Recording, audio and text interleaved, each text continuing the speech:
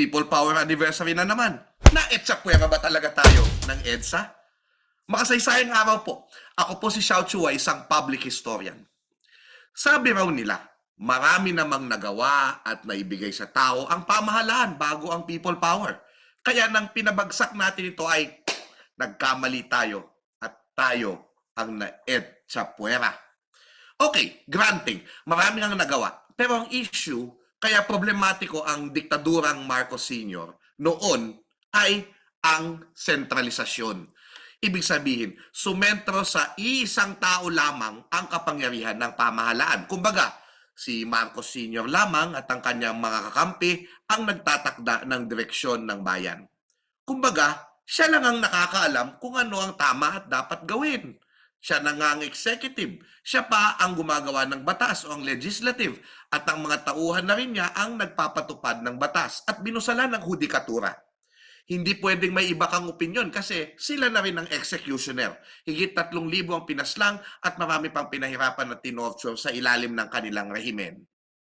Kumbaga, walang checks and balances na kinakailangan sa isang tunay na demokrasya.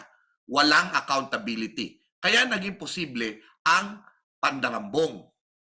At dahil sa Maynila, ang sentro ng sentralisasyon, tumira at nagkaroon ng bahay dito sa Metro Manila lahat ng makapangyarihan sa buong bansa. Nag-focus sa 11 basic needs of man ng Metro Manila. Kaya nagpuntahan lahat dito at lumala ang overpopulation. Diyan tayo tunay na na-EDSA puwera. Nawala ng kapangyarihan, na-EDSA puwera ang bayan. Pero tumindig ang mga bayani mula sa iba't ibang bahagi ng bansa. Ang people power ay ang pagbawi ng bayan sa kapangyarihan. Mahirap at madugo, maraming nag-alay ng buhay. Pero nagtapos ito sa 4 na araw ng pag-alsa, hindi lamang sa EDSA sa Metro Manila, kundi sa iba't ibang lugar, kabilang ng Cebu, Davao, Zamboanga, Baguio, at marami pang iba. Noong ika-25 ng Pebrero 1986, alas 9:05 ng gabi, iniwan ng diktador ang Malacañang at nagparty ang bayan sa ating tagumpay. Sa tagumpay ng bayan, malaya na tayo. At mula sa tagumpay na ito, iniluwal ang isang bagong saligang batas, ang bagong dokumento ng ating mga adhikain at pangarap para sa mas makatarungan at makataong lipunan. Kung sinasabi nilang EDSA puwera ang sambayan ng Pilipino sa people power, bakit kaya natin sinuportahan ang ratifikasyon ng bagong saligang batas na ito? Mahalagang araw ang ika-2 ng Pebrero kasi sa petsang ito noong 1987, binoto ang konstitusyon ng 77% ng ating mga botante. Malaking mayorya. It is the People's Charter.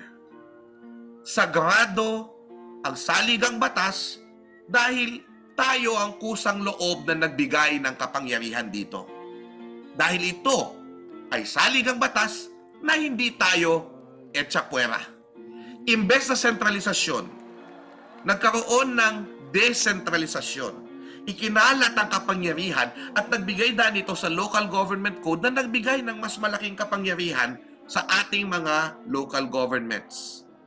Diwa nitong maging inklusibo ang Kongreso para sa mga hindi masyadong pinapansin sa lipunan sa kabila ng mga dinastiyang politikal.